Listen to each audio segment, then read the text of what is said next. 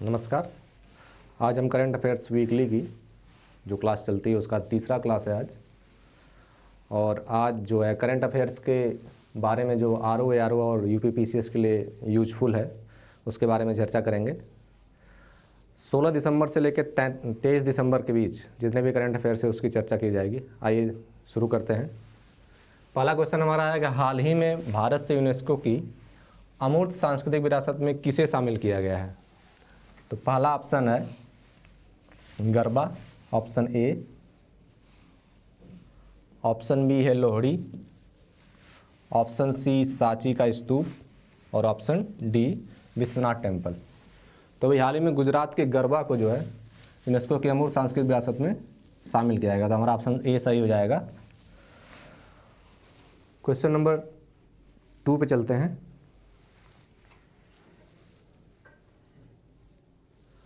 Google ने हाल ही में कौन सा एआई सिस्टम लॉन्च किया है? तो गूगल ने हाल ही में ऑप्शन ए है alpha, option B omega, option C Gemini और ऑप्शन डी वेगा। तो गूगल ने अभी जेमिनी नाम का एआई सिस्टम लॉन्च किया है। तो हमारा आंसर हो जाएगा जेमिनी। Question number 3। ओएनडीसी ने बिल्ड फॉर भारत पहल की शुरुआत किसके सहयोग से की है? ओएनडीसी ने बिल्ड फॉर भारत पहल की शुरुआत किसके सहयोग से की है? ऑप्शन ए है Google Cloud India, option B है एंटलर इंडिया और ऑप्शन सी है पेटीएम एंड स्टार्टअप इंडिया और ऑप्शन डी है उपयुक्त सभी। तो ओएनडीसी ने बिल्ड फॉर भारत पहल की शुरुआत जो है उपयुक्त सभी, ऑप्शन डी हमारा यहाँ सही हो जाएगा। उसने गूगल क्लाउड इंडिया का भी सहयोग लिया है, एंटलर इन इंडिया का भी सहयोग लिया है और पेटीएम एंड स्टार्टअप इंडिया का भी सहयोग लिया है।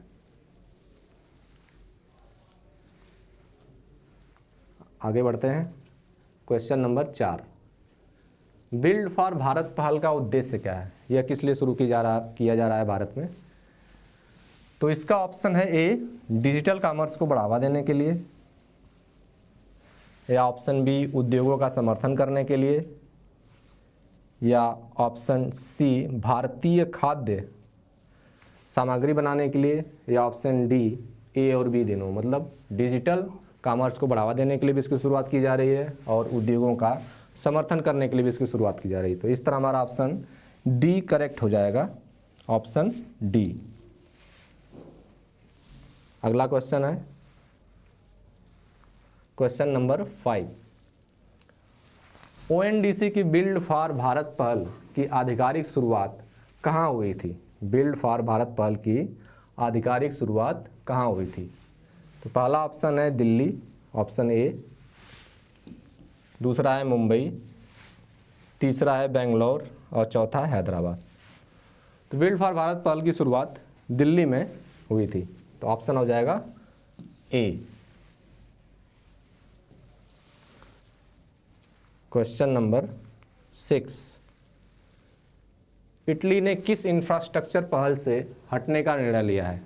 आप लोग जानते हैं कि चीन ने one belt one road initiative के तहत पूरे विश्व को जोड़ने का प्रयास किया है, जिससे कि उसकी अर्थव्यवस्था को और मजबूती मिले और अधिक से अधिक जो है उसके सहयोगों की संख्या बढ़ती जाए, सहयोगी देशों की संख्या। तो इस क्षेत्र में काफ़ी देशों ने उससे कर्ज लेकर अपने यहाँ जो है इंफ्रास्ट्रक्चर का विकास किया, जिसमें रेलवे, रोड, एयरपोर्ट आदि का विकास किया गया था। जिसमें विकसित जो देश माने जाते हैं G7 देश हैं, उसमें से एकमात्र देश इटली जो था इसका एक सहयोगी के रूप में भागीदारी किया था।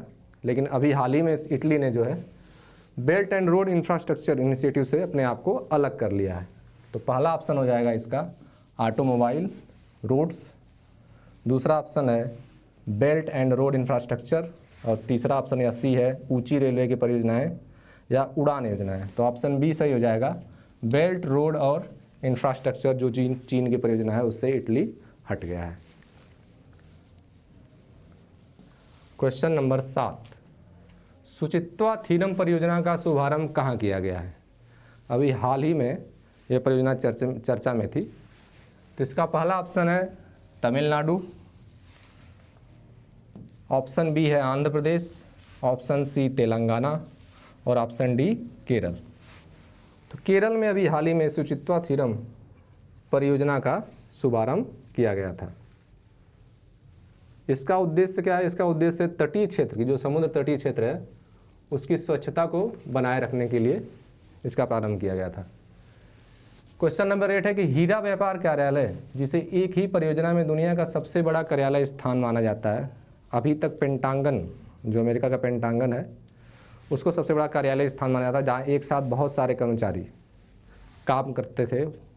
उसको पीछे करके सूरत में हीरा कारोबार, हीरा से संबंधित जितने में कारोबार होते हैं उसको लेकर के दुनिया में सबसे अधिक कर्मचारियों का एक ही जगह पर एक कार्यालय बनाया गया है।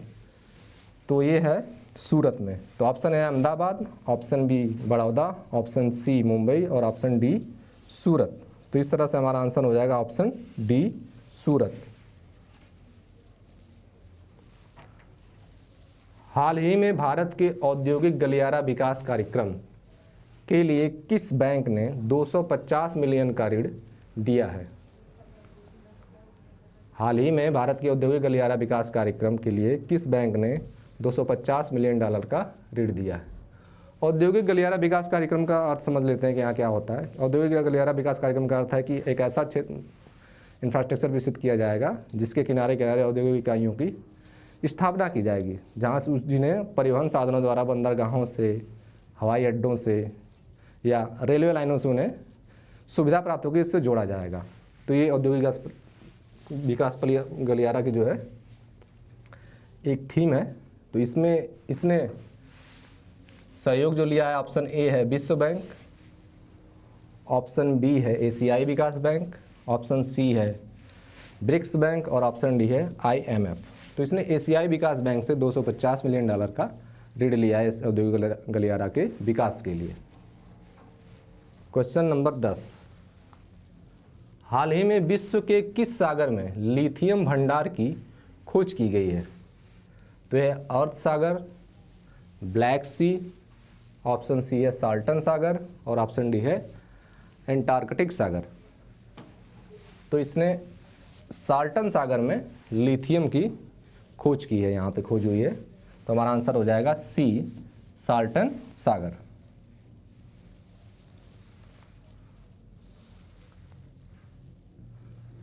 स्वरवेद मंदिर कहाँ स्थित है? हाल ही में चर्चा में था स्वरवेद मंदिर। पहला ऑप्शन है दिल्ली, इसका मोदी जी ने भी हाल ही में उद्घाटन किया था इस मंदिर का। ऑप्शन बी है कोलकाता, ऑप्शन सी है वाराणसी और ऑप्शन डी है मुंबई। तो वाराणसी में स्वरवेद मंदिर का, जो वाराणसी का उमराहा क्षेत्र है, वहाँ पे इसका उद्घाटन किया गया था। इसे विश्व के सबसे बड़े ध्यान केंद्र के रूप में मान्यता मिली है। उस मंदिर का क्या नाम है जिसमें विश्व का सबसे बड़ा ध्यान केंद्र स्थित है? तभी हमने चर्चा की कि स्वरवेद मंदिर जो बनारस में है, उसमें सबसे बड़ा ध्यान केंद्र की स्थापना की गई है।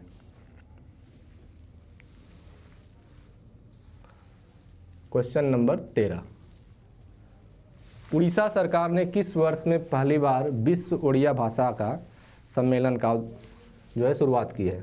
तो जनवरी 2024 में किया है, ऑप्शन बी है फरवरी 2024, ऑप्शन सी है मार्च 2023 या ऑप्शन डी अप्रैल 2025। तो फरवरी 2024 में पहली बार उड़ीसा सरकार ने उड़िया भाषा सम्मेलन का आयोजन करने का फैसला लिया है।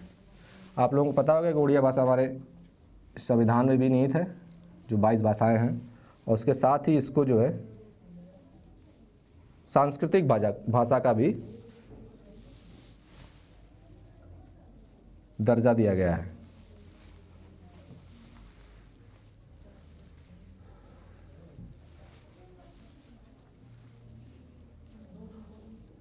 हाल ही में अब्देल फतह अल सीसी ने कौन से कार्यकाल के लिए मिस्र के राष्ट्रपति का कार्य संभाला है? अब्देल फतह अल सीसी के बारे में आप जानते होंगे, इन्होंने जो पिंक क्रांति उस समय चल रही थी, मुस्लिम जितने भी मुस्लिम अरब देश हैं उनसे, तो इस्लामिक रिवॉल्यूशन के अंतर्गत उस समय इन्होंने कार्यभार संभाला था। और इनका ये कौन सा कार्यकाल, उस संबंध में प्रश्न है कि पहला कार्यकाल है, ऑप्शन ए, ऑप्शन बी है दूसरा कार्यकाल है, या ऑप्शन सी तीसरा कार्यकाल, या ऑप्शन डी चौथा कार्यकाल है। तो अब्दुल फतेह अल सीसी का यह तीसरा कार्यकाल है, तीसरी बार जो है मिस्र के सबसे बड़े नेता के रूप में निर्वाचित हुए हैं।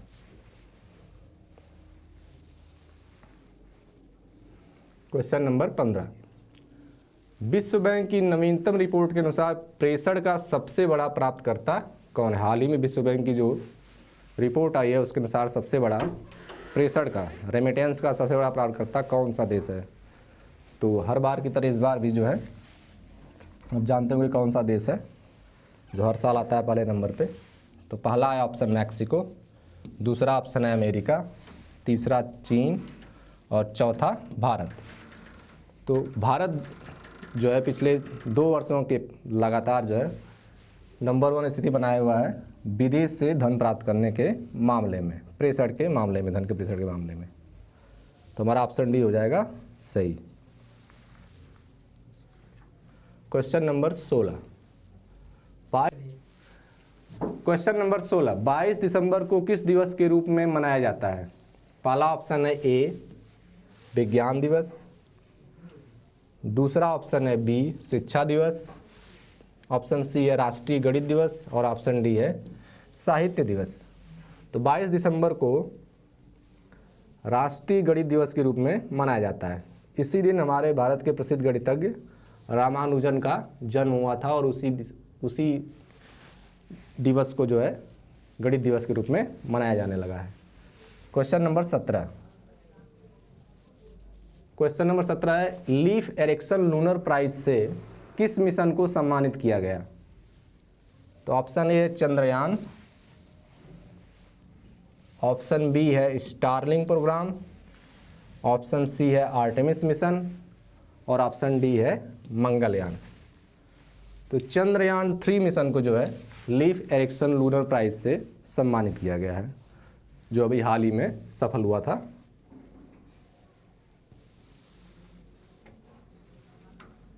क्वेश्चन नंबर 18, साहित्य अकादमी पुरस्कार 2023 किसे मिला है? अभी हाल ही में साहित्य पुरस्कारों का वितरण हुआ है, उसमें किन किन को और किन भाषाओं को के लेखकों को इसका पुरस्कार मिला है, इसकी चर्चा कर लेते हैं। ये पहला है ऑप्शन ए नीलम शरण गौर, इन्होंने इंग्लिश साहित्य, अंग्रेजी साहित्य के रूप में मिला इनको। दूसरे हैं बी संजीव, ये हिंदी साहित्य से संबंधित है और ऑप्शन सी है राजशेखर, ये तमिल साहित्य से संबंधित है। तो इस तरह हमारा ऑप्शन डी उपयुक्त सभी, इन सभी को जो है साहित्य अकादमी पुरस्कार इस वर्ष मिला है।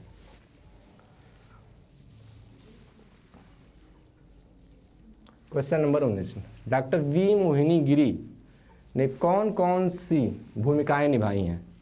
डॉक्टर वी मोहिनी गिरी एक अधिकारी थी जो हाल ही में चर्चा में आई थी। तो इनसे संबंधित प्रश्न है कि इन्होंने राष्ट्रीय महिला आयोग के अध्यक्ष के रूप में जो भूमिका निभाई थी, ऑप्शन ए है, ऑप्शन बी है केंद्रीय समाज कल्याण बोर्ड की अध्यक्ष के रूप में, और ऑप्शन सी है गिल्ड ऑफ सर्विस का नेतृत्व इन्होंने किया था, एक संस्था है उसकी, या उपरोक्त सभी, ऑप्शन डी है। तीनों संस्थाओं के बारे में जो उसका भूमिका निभाई थी उसमें उन्होंने एक नेतृत्व किया था इन तीनों का। तो इस तरह ऑप्शन डी हमारा सही हो जाएगा। Question number 20, doctor Mohini Giri ने कब राष्ट्रीय महिला आयोग के अध्यक्ष के रूप में कार्यभार संभाला था? इस तरह के प्रश्न जो हैं आरओ परीक्षा में अधिकतर पूछे जाते हैं फैक्चुअल। जैसे पिछली बार, जहाँ तक मुझे याद है, पिछली बार ही जो है इस तरह का प्रश्न था कि पहली महिला चुनाव आयोग की अध्यक्ष कौन थी। तो इस तरह के प्रश्नों पर हमें ध्यान देने की अधिक आवश्यकता है। पहला है ऑप्शन ए 1995 से 1998 के बीच इन्होंने कार्यभार संभाला था महिला आयोग का, या 1998 से 2000 तक, ऑप्शन सी है 2000 से 2005 तक, या ऑप्शन डी कभी नहीं। तो इन्होंने ऑप्शन ए इसका सही हो जाएगा, 1995 से 1998 के बीच में इन्होंने महिला आयोग के अध्यक्ष के रूप में कार्यभार संभाला था। किसने? डॉक्टर वी मोहिनी गिरी ने।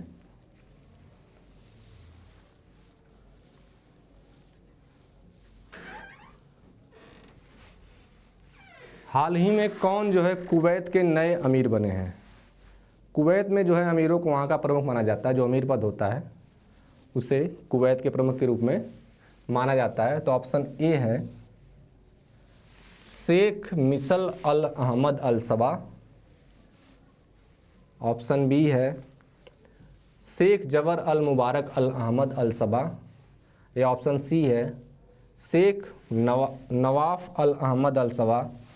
या ऑप्शन डी है शेख सबा अल अहमद अल सबा। तो इसका ऑप्शन ए सही हो जाएगा। हाल ही में जो है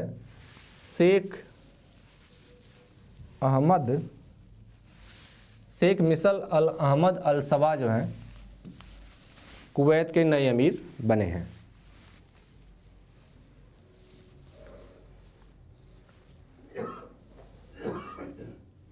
क्वेश्चन नंबर 22, भारत में राष्ट्रीय विकास दिवस किस दिन मनाया जाता है? भारत में राष्ट्रीय विकास दिवस किस दिन मनाया जाता है? 23 जनवरी को मनाया जाता है,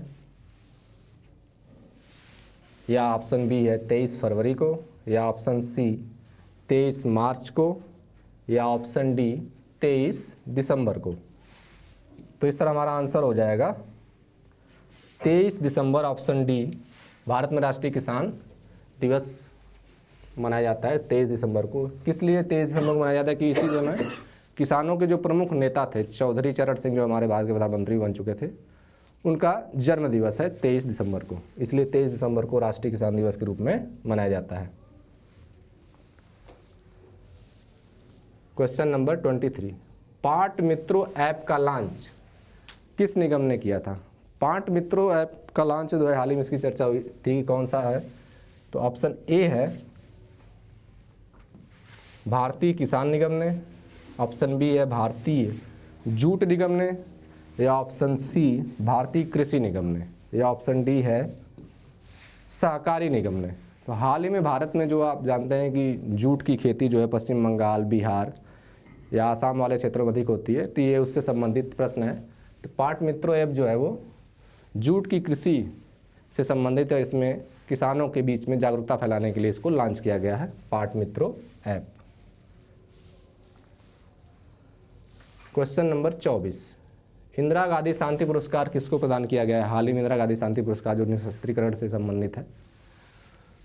ऑप्शन ए विश्व स्वास्थ्य संगठन, ऑप्शन बी है अली अबू अव्वाद, या ऑप्शन सी डैनियल बारेनबोइम या अली अबू अव्वाद को मिला, या ऑप्शन डी है किसी को नहीं। तो ऑप्शन सी इसका सही हो जाएगा, डैरियल बारेनबोइम और अली अबू अव्वाद को। डैरियल बारेनबोइम जो है अर्जेंटीना के एक सामाजिक कार्यकर्ता हैं जिन्होंने शांति के क्षेत्र में काफ़ी काम किया है, और अली अबू अव्वाद जो है ये जो गाजा और इजराइल के बीच में जो चल रही है उसमें इन्होंने काफ़ी महत्वपूर्ण काम किया था। तो इसलिए इन दोनों को इंदिरा गांधी शांति निशस्त्रीकरण पुरस्कार से सम्मानित किया गया है। माइक्रोसॉफ्ट द्वारा PHI-2 मॉडल का उपयोग किस लक्ष्य के लिए किया जा रहा है? जो माइक्रोसॉफ्ट द्वारा PHI-2 मॉडल विकास किया गया है, इसका उपयोग किस लक्ष्य के लिए किया जा रहा है?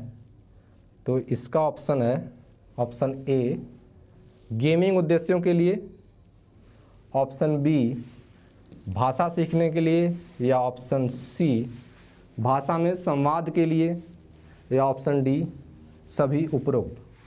तो इसका उपयोग जो है भाषा में संवाद के लिए किया गया है। जैसे आप दूसरी भाषा में बात करते हैं तो AI सिस्टम है, उसे आप अगर कोई भाषा क्लिक कर रहे हैं तो उस भाषा में अनुवाद करके आपसे बातचीत करने के लिए इसका प्रयोग किया जा रहा है। तो भाषा में संवाद के लिए ऑप्शन सी सही हो जाएगा।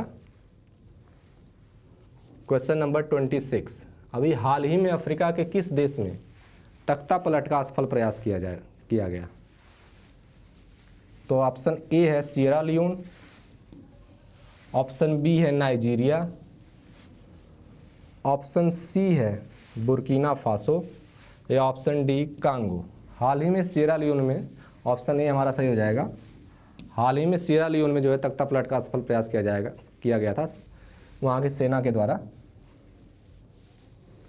क्वेश्चन नंबर 27, बोनट मकाक कहाँ पर पाए जाते हैं? यह बंदरों की एक प्रजाति है जो स्थानिक है, यह एक ही जगह पाई जाती है दुनिया में और अन्य जगह नहीं पाई जाती है। तो उससे संबंधित क्वेश्चन है। क्वेश्चन में पहला ऑप्शन है अफ्रीका में, दूसरा ऑप्शन है उत्तरी अमेरिका में, और ऑप्शन सी है प्रायद्वीपीय भारत में, और ऑप्शन डी है यूरोप में। तो इसका आंसर हो जाएगा प्रायद्वीपीय भारत में। बोनट मकाक बंदर, इसलिए इनको बोनट मकाक बंदर कहा जाता है कि उनके सर पे बहुत घने बाल पाए जाते हैं। जैसे इंसानों के सर पे बहुत घने बाल पाए जाते हैं, इसी तरह बोनट मकाक के सर पे बाल पाए जाते हैं, इसलिए बोनट की तरह दिखता है, तो इसका नाम बोनट मकाक हो गया है। क्वेश्चन नंबर 28, साथी पोर्टल किसके सहयोग से शुरू किया गया है? साथी पोर्टल किसके सहयोग से शुरू किया गया है? आईआईटी बॉम्बे के सहयोग से, ऑप्शन ए है, ऑप्शन बी है आईआईटी कानपुर के सहयोग से, और ऑप्शन सी है आईआईटी दिल्ली के सहयोग से, और ऑप्शन डी है आईआईटी मद्रास के सहयोग से। तो आईआईटी कानपुर के सहयोग से शिक्षा मंत्रालय द्वारा आईआईटी कानपुर के सहयोग से इसका विकास किया गया है। तो इस तरह हमारा ऑप्शन बी सही हो जाएगा। Question number 29, social stock exchange पर सूचीबद्ध होने वाली पहली इकाई बनी है कौन सी?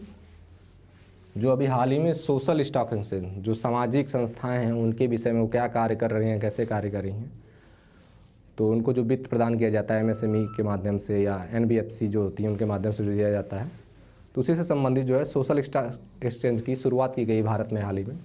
तो उसमें पूछ रहा है कि पहली संस्था कौन सूचीबद्ध हुई थी इस स्टॉक एक्सचेंज में, तो उससे संबंधित प्रश्न है। तो ऑप्शन ए है उन्नति फाउंडेशन, ऑप्शन बी है ग्राम्यालय ट्रस्ट, और ऑप्शन सी है ग्रेस सिम लर्निंग फाउंडेशन, या ऑप्शन डी है मासूम ट्रस्ट। तो इसका उत्तर हो जाएगा ऑप्शन ए।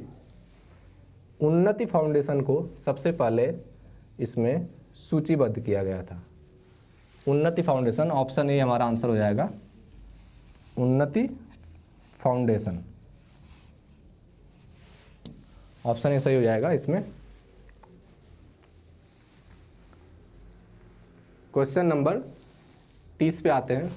भारत की मिलेट क्वीन, मिलेट मतलब बाजरा बोलते हैं इसको, भारत की मिलेट क्वीन किसे कहा जाता है? या जितने मोटे अनाज हैं उनको भी मिलेट बोला जाता है। तो ऑप्शन ए है धीमनबाई, ऑप्शन बी है रायमती घुरिया, ऑप्शन सी है रमा देवी, और ऑप्शन डी है कौशल्या पांडुरंग। तो मिलेट क्वीन इसलिए इनको बोला जाता है कि इन्होंने जो आज के 30-40 साल पहले जिनमें उनमें हाइब्रिड संकर प्रजातियां नहीं विकसित हुई थी, बीजों में जो मूल बीज थे जो एक तरह से धरती पे पैदा हुए थे, उन बीजों को इन्होंने 30 से अधिक प्रजातियों को इन्होंने सुरक्षित करके रखा हुआ था और उसी की खेती वो करती थी। तो इसलिए इनको जो है उस मूल बीज के रखने के कारण इनका मिलेट क्वीन नाम दिया गया है। मोटे अनाजों की फसलों की इन्होंने रखा था, अनाजों और उनके बीजों को। तो रायमती घुरिया इनका नाम है। यह छत्तीसगढ़ झारखंड बॉर्डर के आसपास इनका निवास स्थान है। दिव्यांगजन समर्थन अधिनियम 2016 में, जो 2016 में दिव्यांगजन समर्थन अधिनियम पारित हुआ था, उसमें विकलांगता की श्रेणी की संख्या को बढ़ाया गया था। मतलब इसमें अन्य रोगों से या किसी चीज़ से पीड़ित होने पर उनकी विकलांगता जो हो जाती थी उसमें शामिल किया गया था और बहुत से पहलुओं को।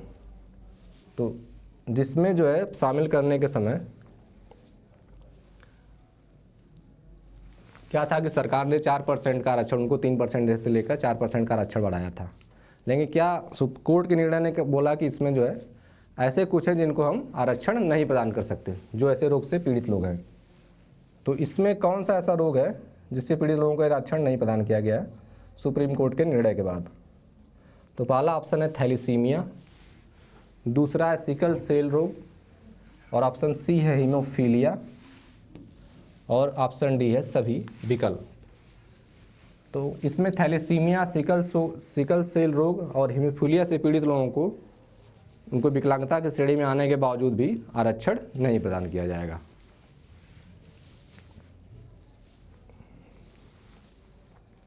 क्वेश्चन नंबर 32, 109वीं भारतीय विज्ञान कांग्रेस का विषय क्या है? हाल ही में लवली यूनिवर्सिटी में जो है 109वीं विज्ञान कांग्रेस का आयोजन होना था, लेकिन लवली यूनिवर्सिटी ने जो है अपने वित्त संसाधन या कुछ अन्य कारणों से वहाँ करने के लिए मना कर दिया था। तो उसी से संबंधित प्रश्न है कि इसका विषय क्या था। तो ऑप्शन ए है सतत भविष्य की तैयारी, ऑप्शन बी है विज्ञान और प्रौद्योगिकी के आधुनिक पहलुओं पर चर्चा, और ऑप्शन सी है सतत भविष्य के लिए विज्ञान और प्रौद्योगिकी पर वैश्विक परिप्रेक्ष्य, और ऑप्शन डी है सतत विकास का अध्ययन। तो इसका आंसर हो जाएगा ऑप्शन सी, सतत भविष्य के लिए विज्ञान और प्रौद्योगिकी की वैश्विक परिप्रेक्ष्य में इसका विषय था, इसकी थीम थी 109वीं विज्ञान कांग्रेस की। हाल ही में चर्चा में रहे कोविड-19 के नए वेरिएंट का क्या नाम है? जो हाल ही में कोविड-19 से एक नया वेरिएंट आया है जो देशों में धीरे धीरे फैल रहा है। तो इसका ऑप्शन ए है JN.1 उप वेरिएंट है इसका नाम, या ऑप्शन बी है delta plus variant, option C है गामा वेरिएंट, या ऑप्शन डी ओमिक्रॉन वेरिएंट। तो हाल ही में जो चर्चा में रहा है कोविड-19 का उप वेरिएंट, तो इसका नाम है JN.1 वेरिएंट जो है हाल ही में चर्चा में रहा है। क्वेश्चन नंबर 34, किस जिले में स्थित मंदिर परिसर पुनौरा धाम को पर्यटन स्थल के रूप में विकसित करने की परियोजना मंजूर की गई है? आप लोग जानते होंगे कि भारत में अभी अयोध्या में राम मंदिर का उद्घाटन होने वाला है 22 जनवरी के आसपास। तो चूंकि राम की बात हो रही है तो सीता की बात भी होनी चाहिए। तो उन्हीं से संबंधित है पुनौरा धाम जो सीतामढ़ी डिस्ट्रिक्ट में है, उसके विकास के लिए बिहार सरकार ने भी जो है कमर कस ली है। तो उसी से संबंधित प्रश्न है पुनौरा धाम परियोजना। तो ये किस जिले में है उससे संबंधित प्रश्न है। पटना में है ऑप्शन ए, ऑप्शन बी है सीतामढ़ी जिला, ऑप्शन सी है मुजफ्फरपुर जिला, या ऑप्शन डी गया जिला। तो सीतामढ़ी जिला में पुनौरा धाम परियोजना को शुरू किया जा रहा है और यहीं पे जो है सीता का जन्मस्थली माना जाता है। क्वेश्चन नंबर 35, R21/मैट्रिक्स एम वैक्सीन का उद्दीपन किस बीमारी के खिलाफ है? जो ये वैक्सीन विकसित की गई है इसका प्रयोग किस बीमारी के खिलाफ किया जाता है, उससे संबंधित प्रश्न है। ऑप्शन ए है डेंगू, ऑप्शन बी है मलेरिया, ऑप्शन सी है टीबी, और ऑप्शन डी है पोलियो। तो मलेरिया के लिए विकसित की गई वैक्सीन है जो बच्चों में, खासकर बच्चों में इसका उपयोग किया जा रहा है क्योंकि बच्चों पर अधिक प्रभावी है और वयस्कों पर उतनी प्रभावी नहीं है। तो मलेरिया के लिए MR21/मैट्रिक्स.M वैक्सीन का प्रयोग किया जाएगा। आगे बढ़ते हैं। संविधान में सूचीबद्ध भाषाओं के अलावा साहित्य अकादमी में और अन्य कौन सी भाषाओं में साहित्य अकादमी पुरस्कार दिया जाता है, उससे संबंधित प्रश्न है। तो पहला ऑप्शन है आधुनिक भाषाएं जितनी हैं, दूसरा ऑप्शन है देसी भाषाएं, ऑप्शन सी है अंग्रेजी और राजस्थानी, या ऑप्शन डी संस्कृत और लैटिन। संविधान ने केवल 22 भाषाओं को मान्यता दी है और उन्हीं को जो है साहित्य अकादमी पुरस्कार प्रदान किया जाता है, लेकिन इसके अलावा 2 अन्य भाषाओं को भी साहित्य अकादमी की तरफ से पुरस्कार दिया जाता है। पहली है राजस्थानी और दूसरी भाषा है अंग्रेजी। तो टोटल 24 भाषाओं में साहित्य अकादमी पुरस्कार प्रदान किया जाता है। इस तरह ऑप्शन सही हो जाएगा अंग्रेजी और राजस्थानी। क्वेश्चन नंबर 37, साहित्य अकादमी के कार्यक्रमों में उपयोग होने वाली भाषाओं की संख्या कितनी है? तो अभी हमने चर्चा की कि यहाँ पे 24 भाषाओं में साहित्य अकादमी पुरस्कार दिया जाता है। तो ऑप्शन बी हमारा सही हो जाएगा, 24 भाषाओं में साहित्य अकादमी पुरस्कार दिया जाता है। आइए आगे बढ़ते हैं। क्वेश्चन नंबर 38, S&P ग्लोबल के अनुसार भारत कब तक वैश्विक स्तर पर तीसरी सबसे बड़ी अर्थव्यवस्था बन जाएगा? हाल ही में S&P ने जो है रिपोर्ट प्रस्तुत की है जिसके अनुसार उसने बताया कि किस समय भारत जो है वर्ल्ड की तीसरी अर्थव्यवस्था बन जाएगा, क्योंकि हाल ही में अभी तक भारत वर्ल्ड की 5वीं सबसे बड़ी अर्थव्यवस्था है। उसकी तीसरी अर्थव्यवस्था में कितना समय लगेगा? तो ऑप्शन ए है 2025, ऑप्शन बी है 2030, ऑप्शन सी है 2040 और ऑप्शन डी है 2050। S&P ग्लोबल के अनुसार जो आंसर होगा हमारा 2030। 2030 में भारत को तीसरी सबसे बड़ी अर्थव्यवस्था बनने को लेकर अनुमान लगाया गया है।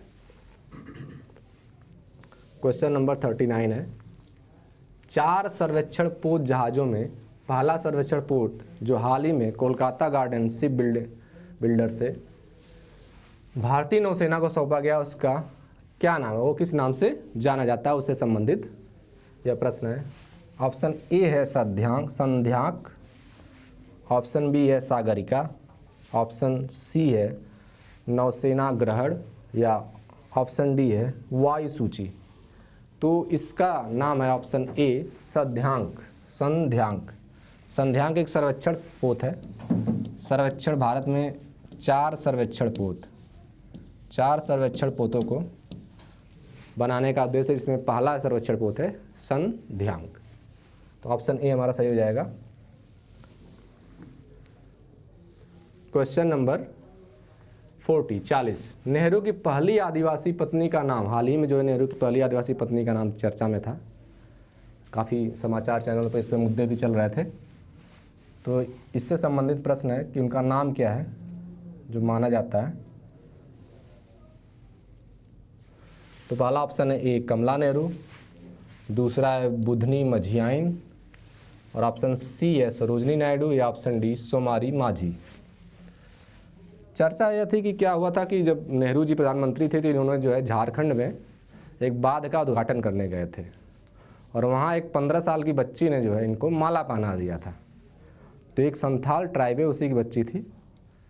तो माला पहनाने को संथाल ट्राइब में जब माला का मतलब एक दूसरे से आदान प्रदान होता है तो उसको ये लोग विवाह मानने लगते हैं और इस तरह से उसको जो है वो अपनी जात से, अपने उनके समुदाय से निष्कासित कर दिया गया था। तो उसी जो उनके मुखिया थे, जिस गांव की थी, उस मुखिया जो बोलने लगे कि ये नेहरू की दुल्हन है। ऐसी कोई मतलब बात नहीं हुई थी कि हाँ नेहरू से इनकी शादी हुई थी, बस उसको मान लिया गया था और तभी से ये चर्चा में। तो हाल ही में इनकी मृत्यु हुई है तो फिर से एक बार यह मुद्दा शुरू हो गया था। यही कहानी है इसकी।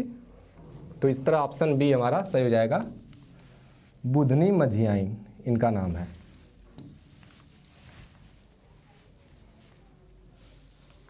क्वेश्चन नंबर 41 इस वीडियो का हमारा लास्ट क्वेश्चन है। तो जल्दी से जल्दी आप लोग जो सब्सक्राइब नहीं किए हैं वो जल्दी सब्सक्राइब कर दें, लाइक कर दें और इस वीडियो को शेयर कर दें ताकि अधिक से अधिक लोगों को इस वीडियो से फ़ायदा मिले, आर और साथ ही UPSS प्री की तैयारी के लिए। तो चलते हैं क्वेश्चन नंबर 41।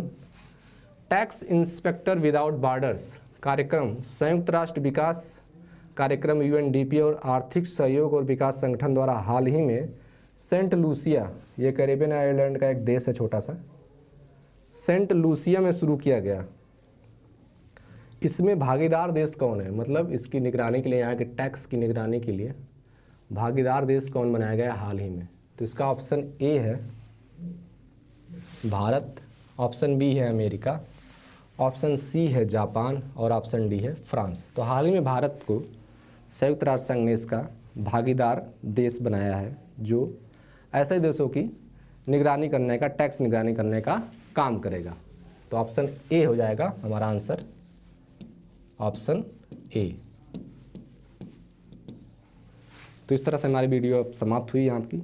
जो 16 दिसंबर से लेकर 23 दिसंबर के जितने भी महत्वपूर्ण करंट अफेयर्स थे उसकी चर्चा हमने आज की वीडियो में किया। और अगली वीडियो में जो है इस महीने का जो लास्ट वीक है 24 दिसंबर से लेके 31 दिसंबर के बीच के सारे करंट अफेयर्स अगली वीडियो में आपसे चर्चा करेंगे। तो इसके साथ ही नमस्कार, धन्यवाद।